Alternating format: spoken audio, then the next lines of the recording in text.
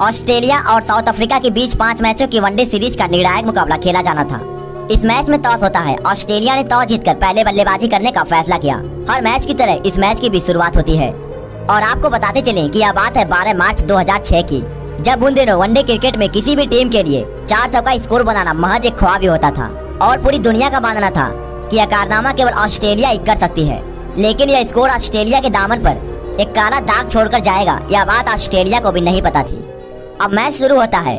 Australia की तरफ से एडम गिलक्रिस्ट और साइमन केटिच पारी की शुरुआत करते हैं और गिलक्रिस्ट पहले ओवर की 5वीं बॉल पर पारी का पहला चौका लगा देते हैं और दूसरा चौका चौथे ओवर की 5वीं बॉल पर आता है। लेकिन उसके बाद गिलक्रिस्ट अपने अंदाज में बल्लेबाजी करने लगते हैं और केटिच भी चौके पर चौके लगा रहे थे। ये दोनों ही बल्लेबाज अपनी फितरत की तरह बल्लेबाजी कर रहे थे। ऐसा एक भी ओवर नहीं था जिनमें कोई बाउंड्री नहीं आ रही थी और उसी बीच गिलक्रिस्ट ने अपनी हाफ सेंचुरी पूरी कर लिया। इसके लिए उन्होंने केवल 35 गेंदों का सामना किया। इसके बाद भी यह चौकों का सिलसिला जारी रहा और 15वें ओवर की पहली बॉल पर गिलक्रिस्ट ने इस पारी का पहला छक्का जड़ दिया। लेकिन दूसरी बॉल पर 55 रन बनाकर वो आउट हो गए। पूरी साउथ अफ्रीका टीम के खिलाड़ी जश्न मना रहे थे क्योंकि एक तूफान वापस पवेलियन जा रहा था। लेकिन अफ्रीका टीम को यह पता नहीं था कि उसी पवेलियन से रिकी पॉन्टिंग के रूप में एक सुनामी मैदान पे वापस आ रही है। ऑस्ट्रेलिया का स्कोर 15 ओवर में 97 रनों पर 1 विकेट था। अब केटिच पॉन्टिंग के साथ मिलकर स्कोरबोर्ड को आगे बढ़ा रहे थे। उसी बीच साइमन केटिच का अर्धशतक पूरा हो गया। उसके बाद तो मानो दोनों बल्लेबाजों के सर पर भूत सवार हो गया। अफ्रीकन गेंदबाजों की ऐसी पिटाई कर रहे थे मानो आज जरा भी रहम न करने के मूड में हो और लगातार चौकों छक्कों की बरसात कर रहे थे और पॉन्टिंग के इसी छक्के के साथ उनकी 50 भी पूरी हो गई। इसके बाद तो हर गेंद को छक्के में डील कर रहे थे। अब हर ओवर का रिक्वायर्ड रन रेट 15 रनों के पार जा चुका था। केटिच 77 रनों पर तो पॉन्टिंग 67 रन बनाकर क्रीज पर डटे हुए थे। टीम का स्कोर मात्र 29 ओवरों में 200 रनों के पार जा चुका था और अभी तक केवल एक ही विकेट गंवाया था। लेकिन 216 रनों पर केटिच एक बड़ा शॉट खेलने के चक्कर में 90 गेंदों पर 79 रन बनाकर आउट हो जाते हैं। इन दोनों के बीच एक शतकीय पार्टनरशिप टूट चुकी थी। लेकिन रिकी पॉन्टिंग को इन सबसे कहां कुछ फर्क पड़ने वाला था। उसके बाद भी लगातार चौके छक्के लगाते रहे। उसी बीच माइक हसी भी अफ्रीकन गेंदबाजों के साथ मजाक कर रहे थे। इन दोनों के बीच 50 रनों की पार्टनरशिप मात्र 35 गेंदों में हो चुकी थी। अब पॉन्टिंग 70 गेंदों पर 99 रनों पर थे और साउथ अफ्रीका टीम के कप्तान ग्रेम स्मिथ के हाथों में बॉल थी। एक कप्तान दूसरे कप्तान को गेंदबाजी कर रहा था और इसी शॉट के साथ पॉन्टिंग का शतक पूरा हो गया। और उसी बीच माइक हसी भी कहां पीछे रहने वाले थे। उन्होंने भी अपनी 50 पूरा कर लिया और अब माइक हसी अपनी खूंखार बल्लेबाजी से पूरी दुनिया को बता रहे थे कि आखिर क्यों उनको मिस्टर क्रिकेट कहा जाता है। अब ऑस्ट्रेलियाई टीम का स्कोर 42 ओवरों में 326 रन, मात्र 2 विकेट था। उसके बाद तो रिकी पॉन्टिंग छक्के पर छक्का लगाते जा रहे थे। लेकिन उसी बीच माइक हसी 46वें ओवर में 51 गेंदों पर 81 रन बनाकर आउट हो जाते हैं। टीम का स्कोर 376 रनों पर था। पॉन्टिंग छक्के का सिलसिला जारी रखते हैं और देखते देखते पॉन्टिंग ने अपना 150 रन पूरा कर लिया। लेकिन अब इस इनिंग का मात्र 3 ओवर ही बचा था। अब यहाँ से ऑस्ट्रेलिया टीम क्या ही कर सकती थी। लेकिन उसके बाद जो हुआ उसने पूरे क्रिकेट जगत को हिला के रख दिया। रिकी पॉन्टिंग ने अफ्रीकन गेंदबाजों को मौत का मंजर दिखा दिया और एंड्रू साइमन के इसी छक्के के साथ ऑस्ट्रेलियाई टीम का स्कोर 400 रन के पार पहुंच जाता है। आज क्रिकेट का इतिहास भी ऑस्ट्रेलियाई टीम को सलाम कर रहा था। लेकिन पॉन्टिंग 105 गेंदों पर 164 रन बनाकर आउट हो जाते हैं। लेकिन उनको भी पता था कि आज की पारी हमेशा के लिए क्रिकेट जगत में अमर हो जाएगी। और एंड्रू साइमंस ने लास्ट की कुछ गेंदों पर बड़े बड़े शॉट्स लगाए और टीम के स्कोर को 434 रनों तक पहुंचा दिया।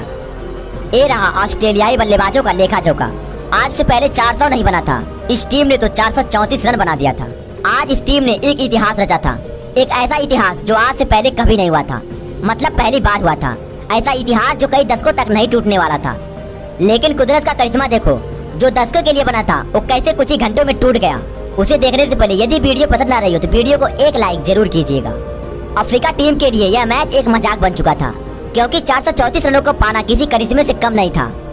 ऐसे हालात में अफ्रीकन खिलाड़ी पारी की शुरुआत करते हैं और जहां इस मैच में एक अच्छी शुरुआत की जरूरत थी तो वहीं पर दूसरे ओवर में अफ्रीका को बोयटा के रूप में पहला झटका लग गया। अब हर्षल गिब्स मैदान पर आ रहे थे जिन्होंने पहली रात इतनी शराब पिया था कि अभी तक वो नशे में ही थे। लेकिन सरफिरा व्यक्ति ही इतिहास को ध्वस्त करता है और फिर अफ्रीका टीम के कप्तान ग्रेम स्मिथ के साथ मिलकर पारी को आगे बढ़ाते हैं। दोनों ही बल्लेबाजों का एक ही टारगेट था। टारगेट तो हासिल नहीं कर सकते, बस हर गेंद को बाउंड्री के पार पहुंचाने का प्रयास जरूर कर सकते हैं। और देखते ही देखते दोनों के बीच 50 रनों की पार्टनरशिप हो जाती है। साउथ अफ्रीका टीम के खिलाड़ी और फैंस बस जश्न मना रहे थे क्योंकि यह टारगेट तो बहुत ही बड़ा था।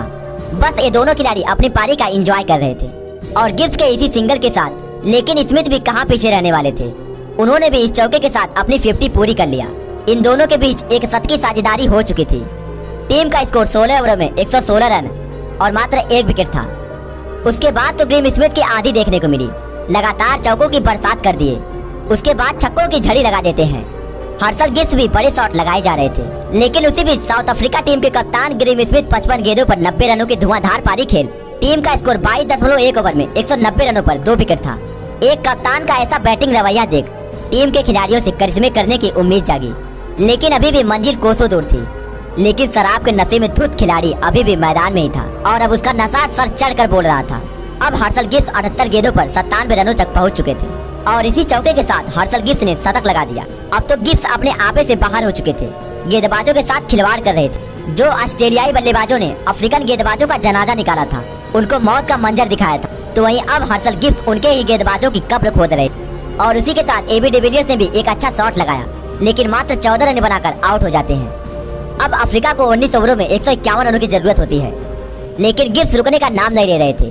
छक्कों पर छक्का लगाए जा रहे थे, लेकिन उसी ओवर में हर्षल गिब्स 111 गेंदों पर 175 रनों की धमाकेदार पारी खेल पवेलियन के लिए वापस रवाना हो जाते हैं। उन्हीं के विकेट के साथ जीत की उम्मीद भी धुंधली दिखाई देने लगी। यह स्कोर मुश्किल तो जरूर था, लेकिन नामुमकिन नहीं था।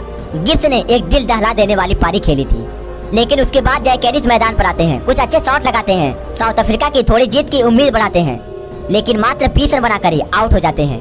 और अब एक वक्त पर साउथ अफ्रीका टीम को 50 गेंदों पर 87 रनों की जरूरत होती है और जस्टिन केम्स एक छक्का लगाते हैं, लेकिन अगली गेंद पर आउट हो जाते हैं।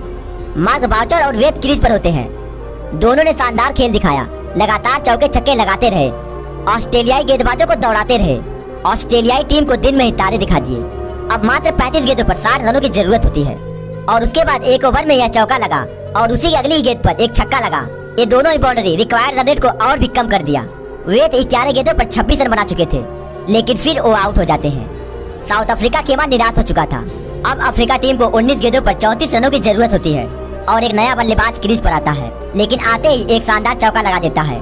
मानो आज मैदान पर जो भी आता चौकों की बूटी पी कर आता और आते ही एक चौका लगा देता। और एक वक्त पर साउथ अफ्रीका टीम को 18 गेंदों पर मात्र 30 रनों की जरूरत होती है और उसी के साथ मार्क बाउचर का शानदार चौका ओवर की पहली गेंद पर आता है। लेकिन इसी के साथ अफ्रीका टीम 400 रनों के पार जा चुकी थी, यानी एक इतिहास बना चुकी थी। दूसरा इतिहास बनाना बाकी था, जो कभी नहीं हुआ था वो आज 2 बार हो चुका था। और उसके बाद एक और चौका लगा दिया, उसके बाद फिर एक झन्नाटेदार छक्का लगा दिया और इसी छक्के के साथ अफ्रीका टीम जीत के करीब आ चुकी थी। लेकिन उसी बीच रोगर 6 गेंदों पर 12 रन बनाकर आउट हो जाते हैं। अब साउथ अफ्रीका को लास्ट ओवर में 6 गेंदों पर 7 रनों की जरूरत होती है। हाथ में केवल 2 विकेट बाकी था। साउथ अफ्रीका टीम इतिहास रचने को तैयार थी और पहली बॉल पर सिंगल आता है। यह मैच यहाँ तक आ जाएगा, इसका अंदेशा किसी को भी नहीं था, जो सदियों में एक बार होता था और वो आज हो रहा था। और अगली गेंद को एंड्रयू हॉल ने चौके के लिए भेज दिया। अब मानो साउथ अफ्रीका टीम यह मैच जीत चुकी थी। साउथ अफ्रीका का खेमा खुशियां मना रहा था, क्योंकि अब 4 गेंदों पर मात्र 2 रनों की जरूरत होती है। लेकिन यह मैच एक बार फिर से करवट बदलता है। अब इस मैच को जीतने के लिए ऑस्ट्रेलियाई टीम को मात्र 1 विकेट की जरूरत होती है और अफ्रीका को केवल 2 रनों की। और अगली गेंद पर सिंगल मिलता है और यह मैच टाई हो जाता है। लेकिन साउथ अफ्रीका के लिए अच्छी खबर यह थी कि मार्क बाउचर स्ट्राइक पर आ चुके थे और गेंद बेटली के हाथ में थी। बेटली ने 5वीं गेंद करा, उस गेंद को मार्क बाउचर ने चौके के लिए भेज दिया और यह ऐतिहासिक मैच साउथ अफ्रीका ने जीत लिया।